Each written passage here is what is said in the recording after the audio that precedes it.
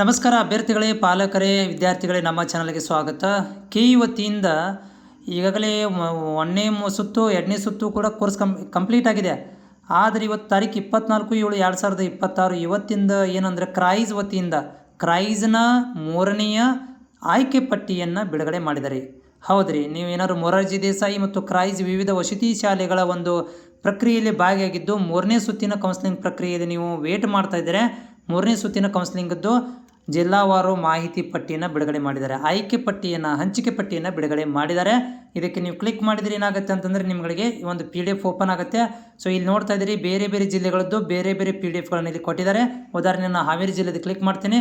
Click ಮಾಡಿ ಇಲ್ಲಿ ನೋಡ್ತಾ ಇದ್ದೀರಿ, ಇದರಲ್ಲಿ ನಿಮ್ಮ ಹೆಸರು, ವಿದ್ಯಾರ್ಥಿಯ ಹೆಸರು ಮತ್ತು ಸ್ಯಾಟ್ಸ್ ನಂಬರ್ ಕಾಣಿಸುತ್ತೆ. ಇದನ್ನು ನೀವು PDF ಅಲ್ಲಿ ಓಪನ್ ಮಾಡಿದರೆ ಈ ರೀತಿ ಕಾಣಿಸುತ್ತೆ. ನೋಡಿ ಅಭ್ಯರ್ಥಿಗಳು, PDF ಅಲ್ಲಿ ನೋಡಿದರೆ ನಿಮಗೆ ಇಲ್ಲಿ ಸೀರಿಯಲ್ ನಂಬರು, ಸ್ಯಾಟ್ಸ್ ನಂಬರು, ವಿದ್ಯಾರ್ಥಿ ಹೆಸರು, ರ್ಯಾಂಕ್ ನಂಬರು, ಯಾವ ಕೆಟಗರಿಯಲ್ಲಿ ಸೀಟ್ ಸಿಕ್ಕಿದೆ ಎಲ್ಲ ಕೂಡ ಇದರಲ್ಲಿ ನಿಮಗೆ ಕಾಣಿಸುತ್ತೆ. ಇದು PDF ಅಲ್ಲಿ ಓಪನ್ ಮಾಡಿದರೆ.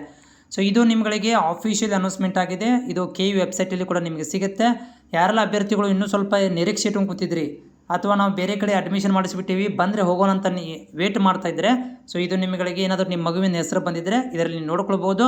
ಬಂದರೆ ಕಂಗ್ರ್ಯಾಚುಲೇಷನ್, ಬರ್ದಿಲ್ಲಪ್ಪ ಅಂತಂದರೆ ನೀವು ನೆಕ್ಸ್ಟ್ನ ಪ್ರಕ್ರಿಯೆಗೆ ಅಂದರೆ 4ನೇ ಸುತ್ತಿನ ಪ್ರಕ್ರಿಯೆನ ಇವರು ಆಫ್ಲೈನ್ ಆಯಾ ಸ್ಕೂಲ್ಗಳಲ್ಲಿ ಅಡ್ಮಿಷನ್ ತೊಗೋಬೋದು.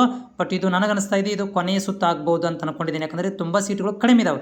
ಎಲ್ಲ ಜಿಲ್ಲೆಗಳಲ್ಲೂ ಕೂಡ ತುಂಬ ಸೀಟು ಕಡಿಮೆ ಇರುವಂಥದ್ದು. ಹೀಗಾಗಿ ಇದು ಕೊನೆಯ ಸುತ್ತು ಆಗ್ಬೋದು ಅಥವಾ ಇನ್ನೊಂದು ಸುತ್ತೂ ಕೂಡ ಮಾಡಬಹುದು. ಅದು ನೀವು ನಿಮ್ಮ ಸಮೀಪದಲ್ಲಿರುವಂಥ ವಸತಿ ಶಾಲೆಗಳಲ್ಲಿ ನೀವು ವಿಸಿಟ್ ಮಾಡ್ತಾ ಇರಬೇಕಾಗತ್ತೆ.